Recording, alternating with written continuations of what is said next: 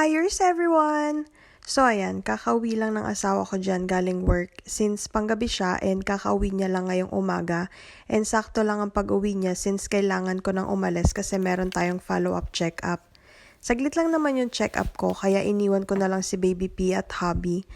Wala na akong time niyan mag-breakfast so uminom na lang ako ng mainit na tubig kasi pagkape ang ininom ko, mahirap na baka tawagin tayo ng kalikasan habang nasa appointment. So ayan, mag-seatbelt tayo para safe tayo habang nagda-drive. And buti na lang talaga meron akong lisensya kasi kung wala, pahirap pang mag-commute dito sa location namin since walang bus na dumadaan dito and train lang talaga ang meron. And ayan, 30 minutes early tayong nakarating kaya nagstay muna ako sa parking and nakipag-video call sa aking mag-ama. After ko makipag-usap sa mag-ama ko, kaagad na din akong naglakad papasok sa appointment ko para hindi ako malate. Mahirap nang maaga akong nakarating tapos ending malilate din ako, 'di ba? So very wrong 'yon kapag nagkataon. And kung napapansin nyo, napakaganda ng weather ngayon. Pero wag kayo magpalinlang sa ganda ng weather na 'yan. Kasi kahit sobrang tirik ang araw, sobrang lamig din. Kasi winter is coming na nga.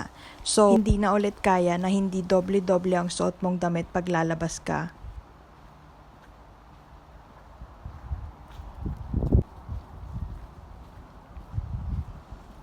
At ayan na nga, nasa loob na tayo ng ospital and habang nagaantay ako sa waiting area, bigla kong na-miss yung baby ko. Hindi ko alam kung ako lang ba, pero ngayong mama na ako, gusto ko lagi kong kasama yung baby ko. But at the same time, okay na din naman na may alone time ako. Pero ang ending naman is, namimiss ko agad talaga yung baby ko. So, ang ending, dali-dali din talaga akong umuwi. And since madadaanan ko na din naman yung dollar store, kaya nag-stop ako para mag-ikot-ikot. Kasi, nai-enjoy ko talaga kahit nag-iikot lang ako.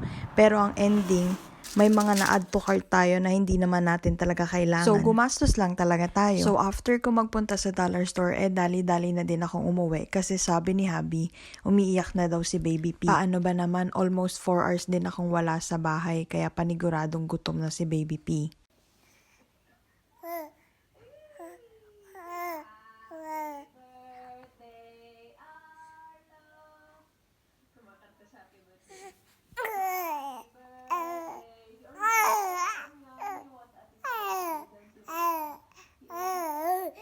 So, pagka-uwi ko ng bahay, kaagad ko din kinuha si Baby P sa papa niya kasi wala pang tulog si hubby.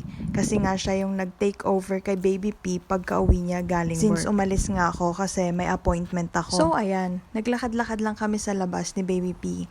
Kapag naglalakad kami sa labas ni Baby P, hindi ko maiiwasan na hindi maging emosyonal. Hindi ko alam kung dahil sobrang messed up pa din ba ng hormones ko dahil sa panganganak. Pero kapag nakikita ko kung gaano kaganda dito, napapaisip ako na what if andito yung mga family and relatives ko, di mas masaya sana. Tama na nga muna yung drama, baka magkaiyakan pa tayo.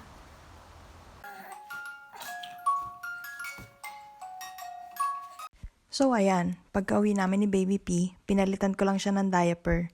Yun lang, buyers!